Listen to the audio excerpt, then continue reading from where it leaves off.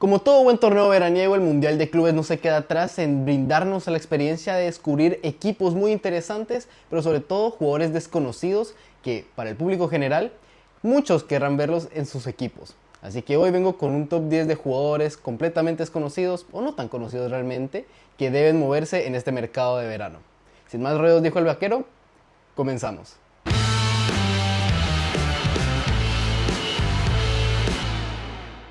Sean bienvenidos un día más aquí al canal de Andrés Artiles. Aquí su servidor está encantadísimo de verlos a todos ustedes. Y es que hoy, a pesar de que no hayamos cubierto de la mejor forma, o bueno, no hemos cubierto nada del Mundial de Clubes, la verdad es de que me da un poco de pereza y no sé, era un poco extraño todo este concepto del Mundial de Clubes, un poco raro también hacer contenido al respecto de ello.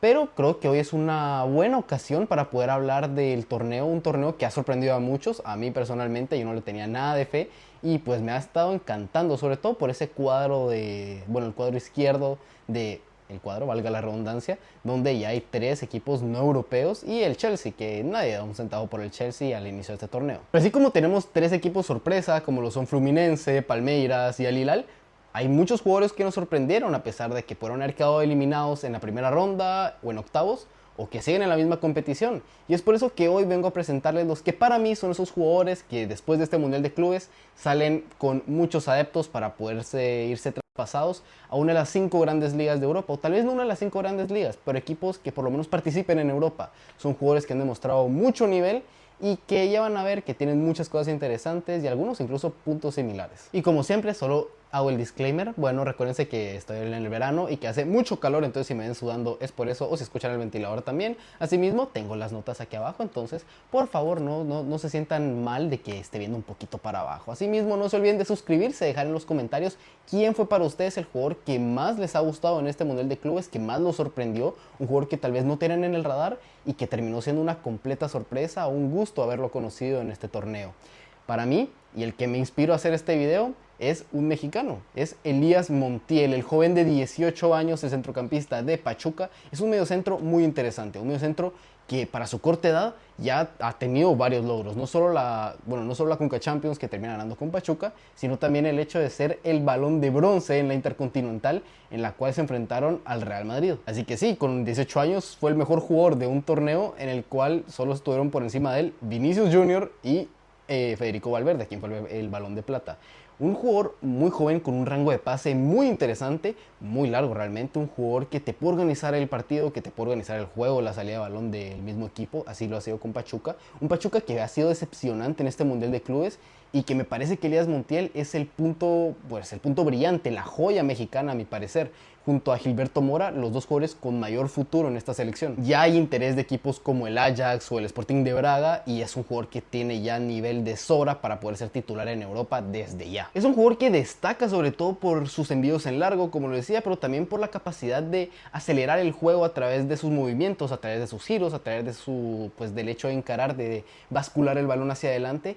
Un jugador que tanto en la base de la jugada como cerca del área pues marca muchas diferencias. Es un jugador que temporiza muy bien, que cuando el balón pasa por sus pies, la jugada cambia completamente. Es un jugador que es fundamental para su equipo. Y ahora vamos con datos que dimensionan el tamaño de este fenómeno mexicano. Y es que es el jugador sub-21 que más cambios de juego hacen en las principales 14 ligas del mundo. Y comparado con todos los mediocampistas sub-19 en el mundo, es el primero en más pases completados hacia el último tercio, es el segundo en más pases largos completados, pases progresivos completados, pases al último tercio intentados y acciones progresivas. Estas acciones progresivas pueden ser los mismos pases, los mismos balones en largo o inclusive mismos acarreos progresivos.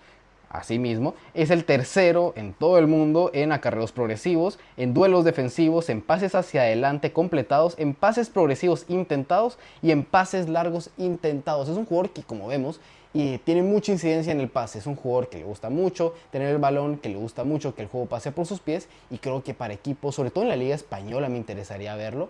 Ahí tal vez el vínculo entre Pachuca y el Real Oviedo puede ser una pieza interesante en este mercado. Y ahora vamos con un hombre que ya pasó por Europa y que desafortunadamente, aunque lo haya tenido en mi lista desde hace ya ciertos días, al parecer está ya muy cercano de regresar a Europa, al fútbol ruso, al Zenit de San Petersburgo, pero eso no me quita la oportunidad de poder hablar de él y de cómo me hubiera gustado verlo en un equipo con mucha más relevancia europea.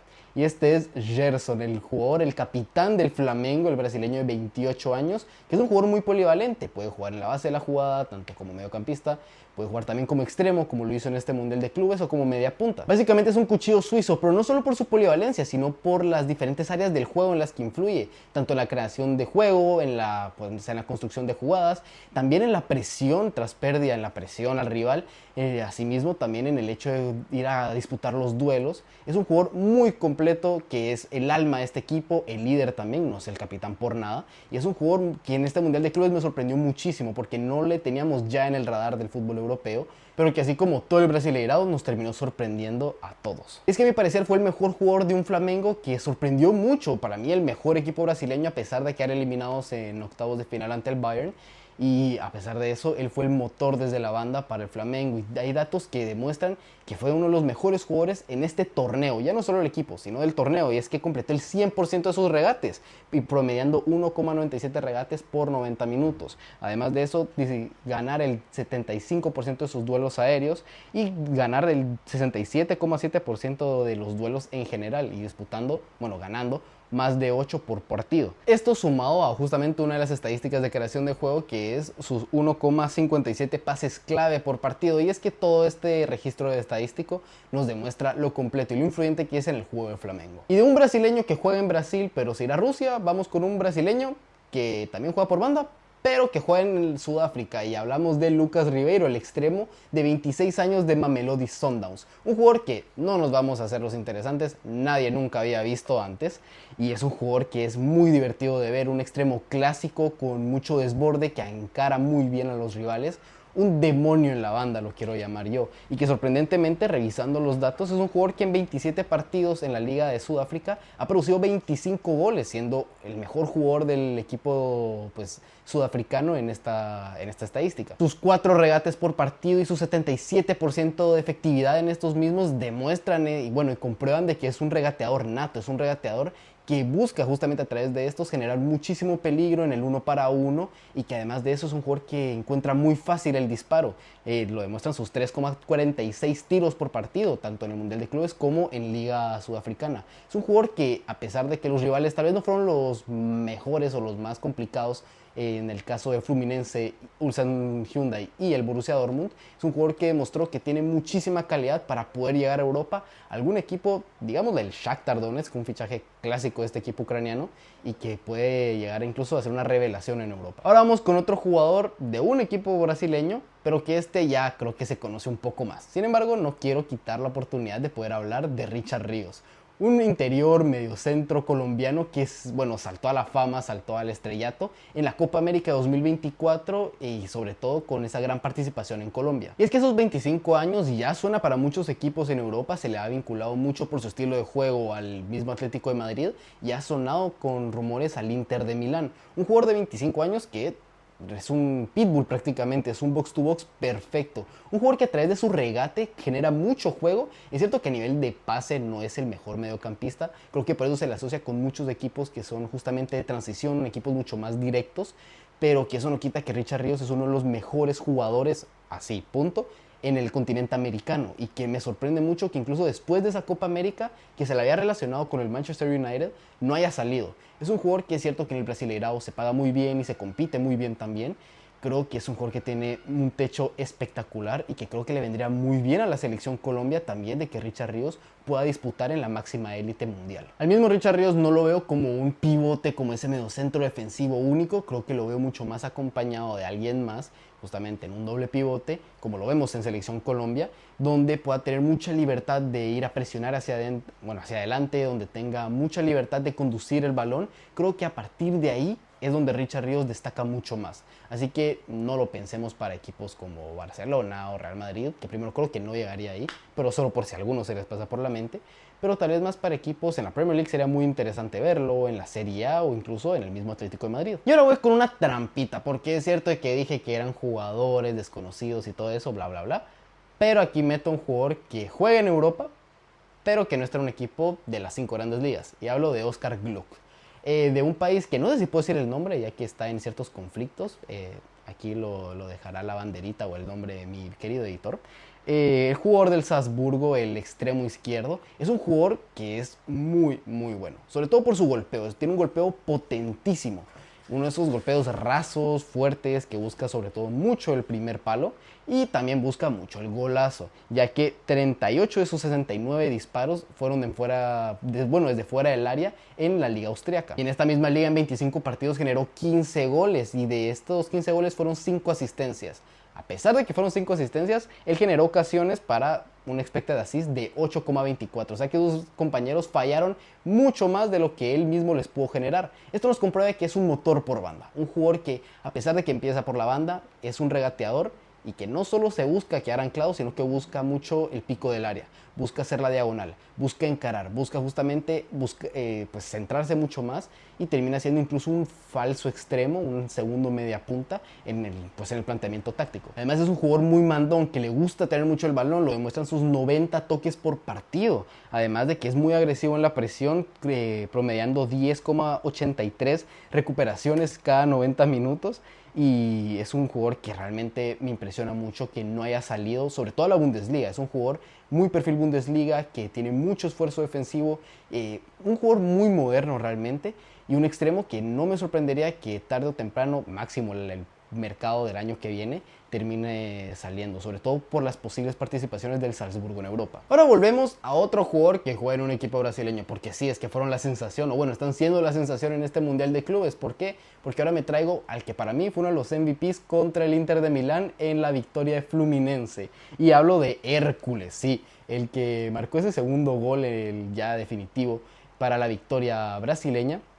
Es un mediocentro defensivo, un pivote, este sí ya mucho más tradicional o único realmente, de 24 años, es una aspiradora es un jugador que descubrí en este Mundial de Clubes, que me gusta mucho porque a pesar de su 1,78 gana muchos duelos por aire, más precisamente el 67,7% de sus duelos por aire los gana, y es un jugador que busca mucho los duelos, no solo los aéreos, también los terrestres. Es un jugador que va mucho al contacto, me recuerda un poquito a Kanté, tal vez no con tanto recorrido, pero sí en esa agresividad, en esa capacidad de llegar desde segunda línea y sacar disparos desde fuera del área. Un jugador que es muy divertido de ver justamente por esta talla y esta energía que tiene.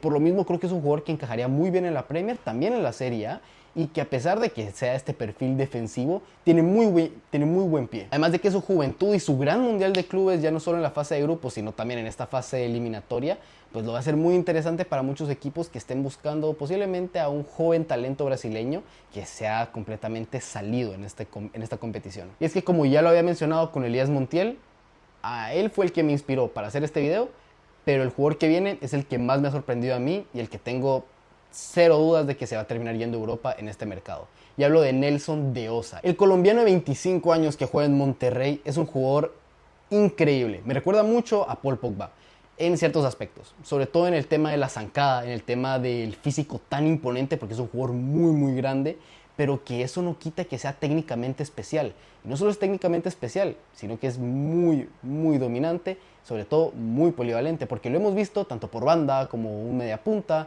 como en un doble pivote, como un pivote único, todo eso en temporada en Liga Mexicana.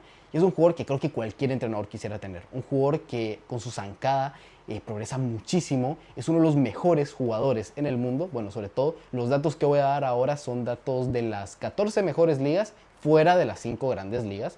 Y es que Nelson de Osa es el jugador que, bueno, se encuentra en el percentil 99 de regates completados. Recordemos que el percentil entre más alto significa que es mucho más único o está en la primera posición. Estilo percentil 99 significa que está en el 1% de los jugadores que más regates completan, solo para que me entiendan. Se encuentra también el percentil 99 de tiros, con 2,70 tiros por partido, con 1,48 pases clave por 90 minutos. Un jugador que se encuentra también en el percentil 99 de acarreos progresivos, con 3,13 por 90 minutos, lo que nos demuestra que es un jugador que le gusta acelerar el juego, que le gusta, cuando tiene el balón, cuando lo recupera, porque recupera mucho balón, poder ir hacia adelante. Ya hemos visto que tiene una gran capacidad de disparo desde fuera del área, con ese golazo contra el Ulsan Hyundai. Pero lo que más me ha fascinado de él es su capacidad de orientación y de ahorrarse toques a través de su posicionamiento.